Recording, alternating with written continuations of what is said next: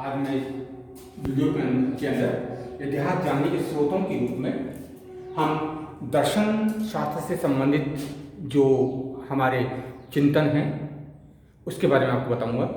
मैं आपको बता दूं कि जहाँ वैदिक साहित्य, पुराण, उपनिषद, ब्राह्मण ग्रंथ ये इतिहास जानने के बारे में हमें बहुत कुछ सूचना देते हैं, वहीं हम इस बात से इनकार नहीं कर सकते कि भारतीय चिंतन परंपरा में दर्शन शास्त्र भी बहुत कुछ इतिहास लेखन में हमारी उस चिंतन परंपरा को बताने में हमारे लिए बहुत महत्वपूर्ण है। और दर्शन शास्त्र की जब हम बात करते हैं कि दर्शन से इतिहास कैसे लिखा जाता है, तो किसी भी देश के इतिहास में साहित्य, चिंतन, आध्यात्म का बहुत महत्व होता है। धार्मिक आध्यात्म को समझने के लिए दर्शन को समझना बहुत जरूरी है। और ये एक बहुत अच्छी बात भारतीय शास्त्र में रही है। कोई एक चिंतन पद्धति हमारे यहाँ नहीं रही, हमारे यहाँ अलग अलग तरह की चिंतन पद्धतियाँ रही हैं जिनके विषय अलग अलग रहे हैं। तो हमारे यहाँ 6 प्रकार के दर्शन, आस्तिक दर्शन है। मेरे शब्दों पर आप ध्यान दीजिए। भारतीय चिंतन परंपरा में 2 तरह के दर्शन पाए जाते हैं, आस्तिक दर्शन और नास्तिक दर्शन। आस्तिक दर्शन वो होते हैं जो वेदों को मानते हैं, और नास्तिक दर्शन वो होते हैं जो कि वेदों को नहीं मानते। तो आस्तिक दर्शन जो हमारे पास हैं, वो आस्तिक दर्शन की संख्या हमारे पास 6 है। 6 वो हैं जो किसी न किसी रूप में वेदों के अस्तित्व को मानते हैं, वेदों को अपौरुषेय मानते हैं और वेदों को ज्ञान का अंतिम स्रोत भी मानते हैं। परंतु 3 दर्शन ऐसे हैं हमारे पास जो कि वेदों के अस्तित्व को नहीं मानते, वैदिक चिंतन को नहीं मानते। तो इस तरह कुल मिला के हमारे पास 9 दर्शन हैं, परंतु 6 दर्शन की मैं पहले आपको बात बता दूं कि 6 दर्शन जो हमारे पास हैं वो आस्तिक दर्शन कौन कौन से हैं। पहला दर्शन है महर्षि कपिल का सांख्य दर्शन। प्रकृति और पुरुष से सृष्टि की रचना की कल्पना इस सांख्य दर्शन में है। तत्कालीन दर्शन में सांख्य दर्शन बहुत महत्वपूर्ण है। इसकी रचना महर्षि कपिल ने की थी। उसके बाद दूसरा महत्वपूर्ण दर्शन है पतंजलि का योग दर्शन। काफी इन दोनों चर्चाओं में है। योग अष्टांगिक योग की बात करता है, चित्त वृत्ति निरोध की बात करता है, समचित्त जो वृत्तियां हैं योग के माध्यम से उनका विलोप होने की बात करता है। महर्षि पतंजलि ने आसनों के माध्यम से परम समाधि की या मोक्ष की कल्पना की थी। तो एक बहुत लंबे समय तक पतंजलि भारतीय चिंतन परंपरा को समझाने में एक अपनी महत्वपूर्ण भूमिका ये निभाते रहे हैं। तो पतंजलि का योग दर्शन, फिर कर्ण ऋषि का वैशेषिक दर्शन है, बहुत महत्वपूर्ण है। और उसके बाद गौतम ऋषि का न्याय दर्शन है। उसके बाद जैमिनी का पूर्व मीमांसा है और बादरायण का उत्तर मीमांसा है। ये जो 6 दर्शन हैं तत्कालीन भारतीय चिंतन परंपराओं को अपना एक विशेष रूप देते हैं।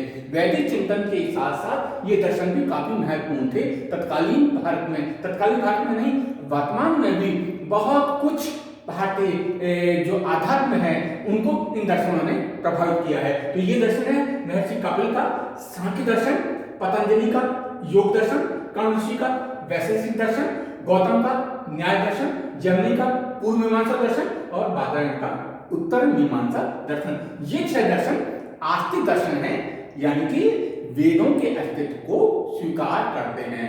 मैं वेद शब्द का उपयोग कर रहा हूं, मैं ईश्वर शब्द का उपयोग नहीं कर रहा।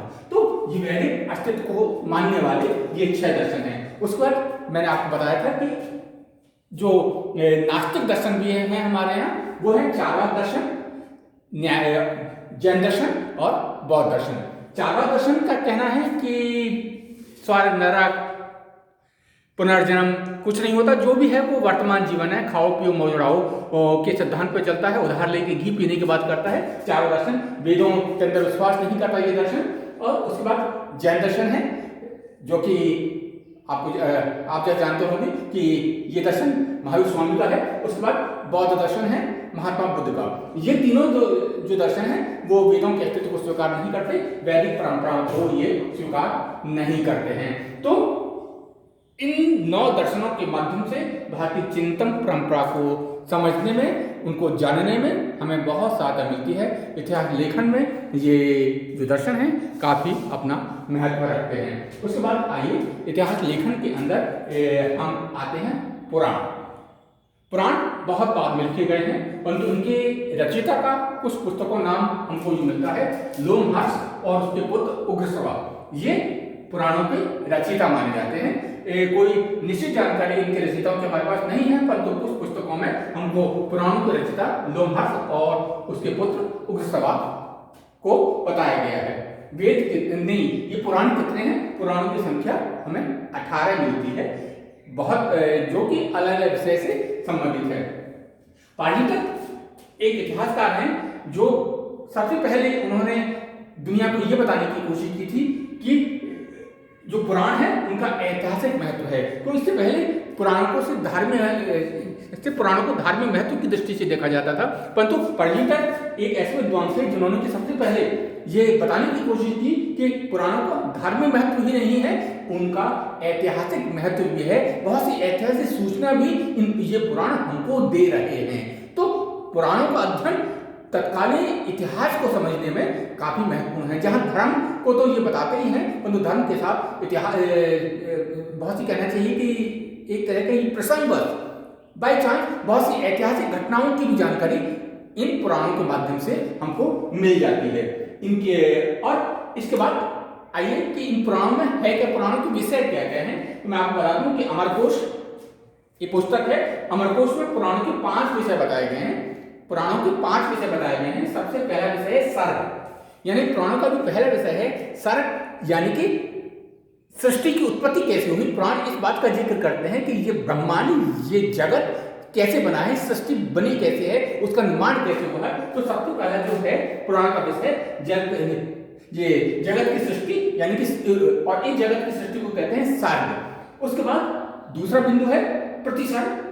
प्रतिसर्ग का मतलब होता है एक बार प्रलय हो गई, उसके बाद दोबारा जीवन भी तो आएगा, तो उस प्रलय के बाद जगत की पुनः सृष्टि कैसे हुई, उसको प्रतिसर्ग कहते हैं। सर्ग जो है वो जगत की सृष्टि को बताता है और प्रतिसर्ग प्रलय के बाद पुनः सृष्टि को बताता है। उसके बाद आता है वंश। वंश के अंदर ऋषि मुनियों और देवताओं की वंशावली हमको मिलती है। ऋषि मुनि किस वंश के थे, जो उस टाइम के देवता थे वो किस वंश के थे, इसकी जानकारी हमको उन पुराणों में वंश खंड में हमको मिलती है। उसके बाद आता है मनवंतर। मनवंतर कहते हैं महायुग को। भारतीय परंपराओं में 4 प्रकार के युग माने जाते हैं। वो है युग सतयुग, त्रेतायुग, द्वापर युग और कलयुग। ये युग इन युगों को मनवंतर कहते हैं, महायुग कहते हैं। और ऐसी मान्यता है, पुराणों की मान्यता है कि एक युग के बाद दूसरा युग पहले के युग की तुलना में थोड़ा सा निकृष्ट है, यानी कि हर युग जैसे जैसे युग बदलता है वैसे वैसे ही समाज के अंदर गिरावट आती है। तो ये मनवंतर 4 जो युग हैं उनकी जानकारी देता है। उसके बाद वंशानुचरित 5वां इसका भाग है और इस वंशानुचरित का मतलब है ये प्राचीन राजकुलों का इतिहास हमको बताता है। यानी जो वंशानुचरित है उसमें हमको प्राचीन जो भारत के राजवंश हैं उनकी हमको जानकारी हमको प्राप्त होती है। 18 पुराणों में से 5 पुराणों से हमको इतिहास की जानकारी मिलती है। 18 पुराणों में से सबसे इतिहास की जानकारी प्राप्त नहीं होती। 18 पुराणों में से 5 पुराण ऐसे हैं जिनके कि हमको इतिहास की जानकारी प्राप्त होती है और वो 5 पुराण हैं मत्स्य पुराण, वायु पुराण, विष्णु पुराण, ब्रह्मांड पुराण और भागवत पुराण। ये 5 पुराण ऐसे हैं जो कि हमको इतिहास की जानकारी देते हैं। यानी कि इन पुराणों के माध्यम से हम तत्कालीन इतिहास के, प्राचीन राजकुलों के, ऋषियों के, देवताओं की वंशावलियों की जानकारी प्राप्त करते हैं, युगों की जानकारी प्राप्त करते हैं, प्रलय और सृष्टि के नियमों को हम जानने की कोशिश करते हैं। तो तत्कालीन भारत की जो आध्यात्मिक विद्या है, जो ऐतिहासिक जानकारी है, हमको इन पुराणों से प्राप्त हो जाती है।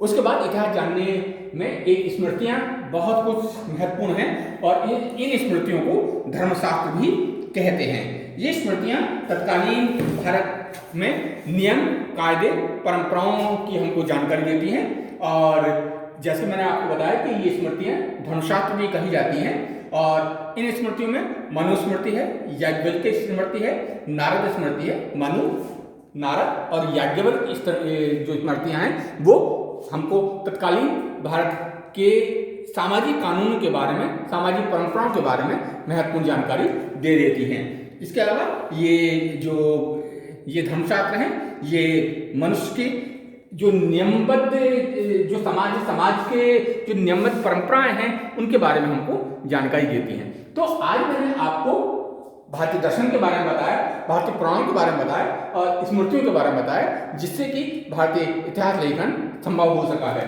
अब आगे आने वाले वीडियो में मैं आपको इस बात की जानकारी दूंगा कि इन वैदिक साहित्य के अलावा और कौन कौन से स्रोत हैं जो कि हमको इतिहास की जानकारी देते हैं। अगला वीडियो आप अवश्य देखिएगा।